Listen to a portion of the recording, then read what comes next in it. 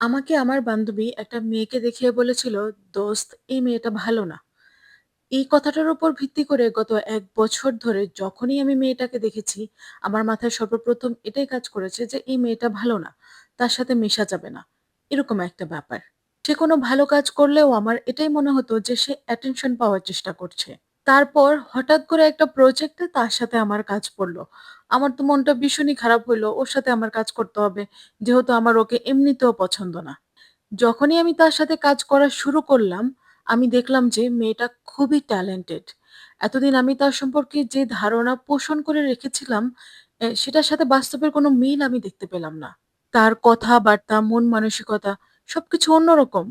এবং কাজ করতে, করতে ধীরে, ধীরে তার সাথে আমার একটা ভালো সম্পর্ক গড়ে উঠল। আমি হলফ করে বলতে পারি, এই ধরনের পরিস্থিতিতে আমরা অনেকেই পড়েছি। চিন্তা করে দেখেন, একটা মেয়েকে আমি বছরখানেক যাবৎ জেনেছি যে সে মেয়েটা ভালো না। কিন্তু আমি আসলে জানিই না যে সে আসলে কেন ভালো না? সে খারাপ কাজটা কি করেছে? আমি জাস্ট বিশ্বাস করে নিয়েছি কারণ আমাকে আমার বন্ধু বলেছিল, "দোস্ত, এই মেয়েটা ভালো না।" এটা আমার জীবনের একটা বড় লিসন যে কখনো অন্য কারোর কথা শুনে কাউকে জাজ করব না। এই সেম সিচুয়েশন এ হয়তো অনেকেই পড়েছেন, হয়তো অনেকেই এ ধরনের চিন্তা করেছেন যে অমুক মানুষ ভালো না। কিন্তু আমরা আসলে জানিই না সে খারাপ করেছেটা কি?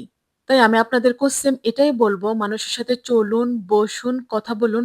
তারপরে তার সম্পর্কে একটা মন্তব্য করুন।